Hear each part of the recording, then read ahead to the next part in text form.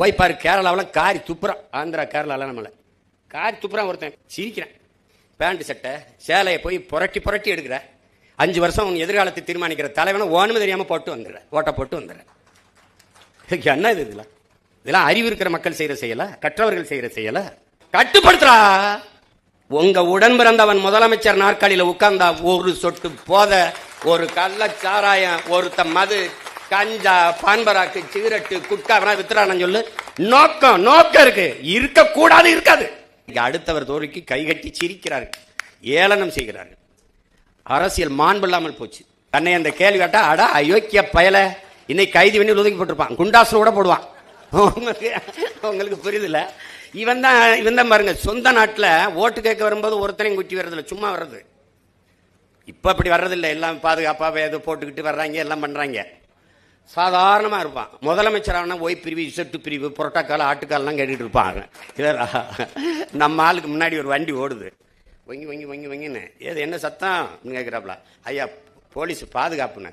ஏன் நிறுத்த சொல்லு, இங்க வாப்பா, வண்டியை கொண்டு வாப்பா. நான் என்ன செத்தா போயிட்டு முன்னாடி சங்குதிக்கிட்டு போறேன், இங்க வாப்பா.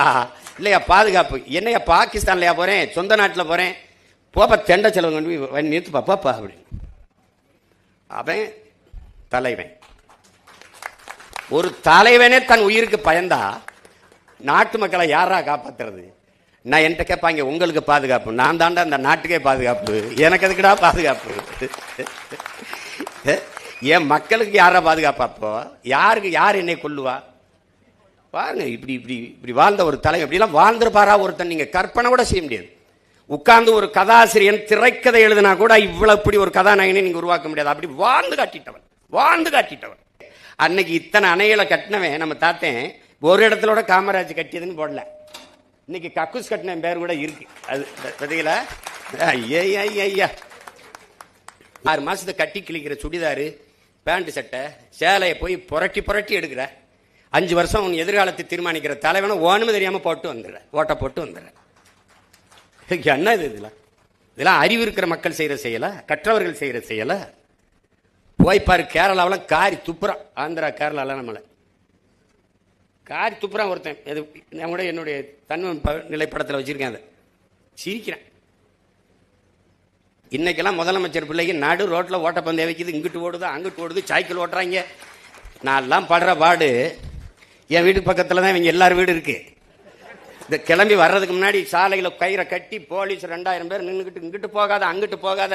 என்னைய பார்த்தோம், நான் ப்ளீஸ் என்ன செய்வான்னு தெரியலையே அப்படின்ட்டு, போய் தொலைங்கடா, என்னத்தையே ஓட்டி தொலைங்கடா. கொடுமை. அப்போலாம் நான் தாத்தனை நினைச்சுப்பேன், இந்த பைத்தியக்கார மாதிரி உனக்கு வாழ தெரியல, என்னதுக்கு இப்படி இருந்தா நீ கதை சட்டை கட்டிக்கிட்டு சும்மா ஒரு. கடைசி வரை சன்னியாசியா வந்து செத்து போனாப்புல. என்ன பண்றது சொல்லுங்க? ஒரு தலைவன் ஒரு தவம் போல இருந்து இந்த நாட்டை ஆட்சி செஞ்சிருக்கான். தாத்தா விருதுநகர்ல தோத்து போயிடுறாங்க. தோத்து போனோடனே பேரறிஞர் அண்ணா கிட்ட போய் ஆசை தம்பின்னு போய் சொல்றாரு, ஐயா இந்த மாதிரி அண்ணா நம்ம காமராஜ் தோத்துட்டாரு அப்படின்னு மகிழ்ச்சி அடைகிறாப்ல, சந்தோஷமா தோத்துட்டாரு அப்படின்னு. ஒரு கண்கலங்கி சொல்றாரு, சந்தோஷப்படாதீங்க ஆசை தம்பி, ரொம்ப சங்கடப்படுவீர்கள் அப்படின்னு. மகத்தான ஒரு மக்கள் தலைவனுக்கே இந்த நிலைமை என்றால் நமக்கெல்லாம் என்ன நிலைமைன்னு எண்ணி பாருங்கன்றாப்ல. இன்னும் ஒரு கட்சி தலைவருடைய, அவரை எதிர்த்து அரசியல் செஞ்சிருக்காரு, அந்த கட்சி தலைவரின் தோல்விக்கு வருந்துகிறார் பேரறிஞர் அண்ணா அவர்கள். இன்னைக்கு அடுத்தவர் தோல்விக்கு கைகட்டி சிரிக்கிறார்கள், ஏளனம் செய்கிறார்கள். அரசியல் மாண்பு இல்லாமல் போச்சு. அண்ணாதுரை அமெரிக்காவுக்கு போகும்போது நிக்சன் சந்திக்க மறுத்துறார் அமெரிக்க அதிபர். நிக்சன் இங்கே வரும்போது ஒரு இந்தியாவில் ஒருத்தர் சந்திக்க நினைக்கிறாரு, அது நம்ம தாத்தா காமராஜர். அவனுக்கு ஏதாவது அவரை பிடிக்க பாத்திரம் எப்படியாவது நினைக்கிறாப்ல. நம்மளால திமிரல நிக்சன் எல்லாம் நான் பார்க்க முடியாதுன்றாப்ல. என்ன அப்படி சொல்லி அவர் அமெரிக்கா யாரா இருந்தா என்ன, நம்ம அண்ணாதுரையை சந்திக்காம மறுத்துட்ட போது நான் ஏன் அவனை போய் சந்திக்கணும்? எப்படி பாருங்க, அண்ணாதுரை சந்திக்கலையா, நம்மளை சந்திக்கிறாரா, வெறுப்புக்காக அவரை சந்திப்போம்னு நினைச்சு சந்திக்கிறாள் இன்னைக்கு இருக்கு. அவ்வளவு அரசியல் மாண்பும் நாகரிகம் கொண்டு அரசியல் தீண்டாமை துளியும் இல்லாத வாழ்ந்த பெருமக்கள் அன்று வாழ்ந்திருக்காங்க. மகத்தான தலைவர்கள்லாம் இந்த மண்ணில் வாழ்ந்திருக்கிறாங்க. அதுல நீங்க வரலாற்றில் காமராஜர்லாம் இன்னைக்கு பாடமாக இருக்குதா, படிக்க முடியுதான்னா எனக்கு தெரியல. நீங்க வள்ளுவத்தை திருக்குறளே கற்பிக்க ஆள் இல்லை. இப்போ ரொம்ப கடினம்தான் நாட்டு நிலைமை. ஆனால் இதுக்கு ஒரு காலம் வரும்ல. பெருந்தலைவர் ஆட்சி மீண்டும் வரணும்னாலும் அவன் பேரன் ஆட்சி வந்தாதான் வரும். அது இல்லைன்னா கஷ்டம். நான் ஒன்றும் மன்னன் இல்லையே, மந்திரி மகன் இல்லையே, கூட்டம் வர்றதுக்கு வான்னு சொன்னா அத்தனை ஓட்டு போடுறதுக்கு. இப்ப பார்த்தாலும் தோற்று போனாலும் 20 லட்சம் மக்கள் வாக்கு செலுத்தி என்னை நிக்க வச்சிருக்காங்க. அந்த இடத்த விட்டு போகாத. இப்ப கூட எங்க அப்பா இறந்துட்டாரு. 30ஆம் நாள் காரியம். பாரதி ராஜா அப்பாவுக்கு காரியம் பண்ணிக்கிட்டு இருக்கேன். பக்கத்தில் எங்க அப்பா வயது தோலை தட்டுறாரு, மகனே பாரு 50 பேரோடவாவது நீ உள்ள போயிருவாயின்னு ரொம்ப ஆசைப்பட்டுக்கிட்டு இருந்தேன். நடக்கல, விட்டுறாதரா, இந்த இடைத்தேர்தல நின்னாவது உள்ள போயிரு, நீ போயிரு எப்படியாவது அப்படின்றாப்ல. நான் உறுதியா போயிடுறேன்ப்பான்னு சிரிக்கும் போது பின்னாடி இந்த சிரிப்போட போகணும், நீ இந்த சிரிப்போட போகணும்டா, நீ போயிடுறா. அதனால வருஷம் நின்று ஓட்டு போடுறது மட்டும்தான் நினைக்காது. 5 வருஷத்துக்கு ஒரு தடவை வரும். நல்ல கல்லூரி தேடி படிக்கணும், நல்ல ஆசிரியர்கிட்ட படிக்கணும், நல்ல பொண்ணு பார்த்து கட்டணும், நல்ல மாப்பிள்ளை பார்த்து பொண்ணை கொடுக்கணும், எல்லாம் கொடுக்கணும். நாட்டை ஆளுகிற தலைவனுக்கு வேணும். அவர் குடிப்பாரா, அவர் நல்லவரா, அதெல்லாம் இல்லை. பொண்ணை கொடுக்கறதுக்கு அவ்வளவு யோசிக்கிற, மண்ணை கொடுக்கறதுக்கு யோசிக்கிறது இல்லை, டக்குன்னு கொடுத்துரு. அதனால எவ்வளவு பிரச்சனைகள் வரும் நீ பாரு. இன்னொரு 4 வருஷம் கழிச்சு என்னை தேடி வருவே, அவர் ஒவ்வொருத்தரா கூப்பிடுவார், அதனால கொண்டு வா பாப்பா. அன்னைக்கு நம்ம இவ்வளவு நலத்திட்டத்தை நிறைவேற்றிய தாத்தன் ஒரு சொட்டு மதுவை நாட்டில் வச்சிருந்தா நான் சொல்லு. இவன் கல்லுக்கடை கூட திறக்கல, ஒத்துக்கல்ல. இந்த படத்தை வேணா போட்டு பாரு, ஒரு காட்சி இருக்கு. அந்த அம்மா வந்து ஐயான்னு பிள்ளையோட அழும். இந்த அம்மா யார், என்ன ஏன் எழுதுறமா சொல்லு. ஐயா என் புருஷனை போலீஸ் பிடிச்சி சும்மா ஏமா பிடிச்சிட்டு போச்சு. அம்மா சாராயம் காய்ச்சினாரு. யார் இந்த பிள்ளை இந்த அம்மா உள்ள விட்டுதாரு, போமா அப்படின்னு. ஐயா தெரியாம காய்ச்சிட்டாரு, போமாங்கிட்டு. ஒரு கொலகார பையன் கூட ஒரு தாலியத்தான் இருப்பான். உன் புருஷன் செஞ்ச வேலைக்கு ஊர் தாலியாமலாம் அறுத்து போடுவாங்க, போமாங்கிட்டு அப்படின்றாப்ப. இவன் ஏன்டா அந்த டாஸ்மார்க்க மூடலைன்னா கள்ளச்சாராயம் வந்துரும்ன்றான். எவ்வளவு பெரிய ஐயோக்கியத்தனம். அப்புறம் அதுக்கு போலீஸ், அதுக்கப்புறம் நிர்வாகம், இது வந்துடும் அது போயிரும் சொன்னா எப்படி இருக்கு? இப்படியா பேசுறது? 5 வயசு பிள்ளைய கற்பழிச்சிடறான், 60 வயசு அம்மாவையும் கற்பழிச்சிடறான். அப்ப விபச்சார விடுதியை திறந்து விட்டுரும் சொன்னா எப்படி இருக்கும்? செருப்புகள் அடிக்க மாட்டேன். அப்ப நீ கள்ளச்சாராயம் வந்துரும்ங்கிறதுக்காக திறந்து விடுறேன்னா கட்டுப்படுத்துறா.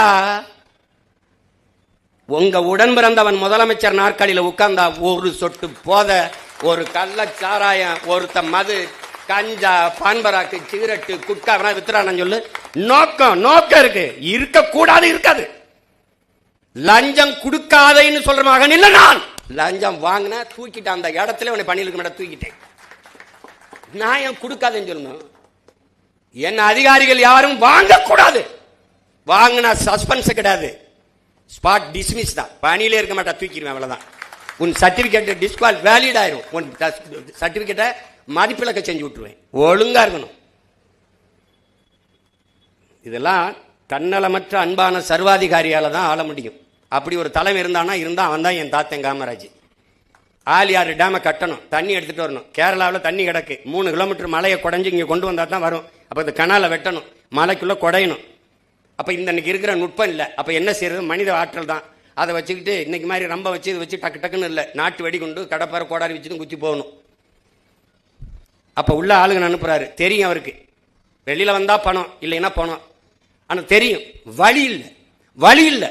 அனுப்பி இன்னைக்கு திறந்து பல லட்சக்கணக்கான ஏக்கர் ஆலியார் அந்த அணை பாசனத்தில் வாழுதுன்னா அவன் செஞ்சதுதான்.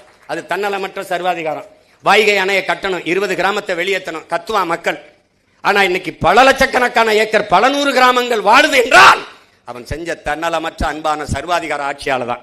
அப்படி ஒருத்தனால தான் செதுக்க முடியும், இல்லைன்னா ஒன்றும் பண்ண முடியாது. நீங்க அவன் ஓட்டு போடாமல் போயிடுவான். ஓட்டா போட்டும் போடலைன்னா போட்டும் இருந்தால் தான் அவன் சரியா வரும். நீ சமரசம் செஞ்சினா ஒன்றும் செய்ய முடியாது. அந்த நேர்மை அவர்கிட்ட இருந்தது, சாதிச்சாரு. செய்யணும்னு நினைச்சாரு, செஞ்சாவில. என் பிள்ளைகள் கற்றுக்கொள்ளணும். ஆகச்சிறந்த கல்வி அரசியல் தான் என்பதை புரிந்து கொள்ளணும். இவங்க பாடம் நடத்துவாங்க, ஆசிரியர். இது இப்போ தன்னாட்சி அதிகாரம் பெற்ற கல்லூரின்னு இதெல்லாம் தீர்மானிச்சது யாரு? ஐஏஎஸ் எங்கே வேலை பார்க்கணும், இந்த மருத்துவக் கல்லூரிக்கு டீன் யாரு, இதுக்கு யார் ஐபிஎஸ், இதையெல்லாம் தூக்கி போடுறோம், அங்கே போடுறவன் இங்கே போடுறவன் யாரு? நாட்டை ஆளுகிற தலைவன். அந்த தலைவன் சரியில்லைன்னா இது எல்லாமே சரியில்லாம போயிடும். அப்ப நீ அந்த தலைவனை தேர்வு செய்யற பணியில நீ சரியா இருந்துடணும். அதுதான் முக்கியம். உங்களுடைய பாடலுக்கு, அதாவது திரைப்படத்தில் வந்த பாடலை எல்லோரும் மறந்து இருக்கும். ஒரு சில பாடல்களை மட்டும் ஒரு கோரிக்கையாக, வேண்டுகோளாக ரசிகர்கள், மாணவர்கள் இருக்கிறார்கள். சூரியவம்சத்தில் ஒரு பாட்டு, நல்ல பாட்டு இருக்கும். மனசெல்லாம் பந்தலிட்டு மல்லிக்கொடியா விட்டேன், உசுருக்குள் கோயில் கட்டி ஒன்ன கொழு வச்சு கொண்டாடினேன். மழை பெஞ்சாத்தானே மண் வாசம், ஒன்னு நினைச்சாலே பூவாசந்தான். மலமேல் விளக்காய் ஏற்றி வைப்பேன், உன்னை படம் போல் மனசில் ஏற்றி வைப்பேன். இவ்வளவு நேரம் நான் பேசுறது எதுவும் உங்க மனசுல நிக்கல.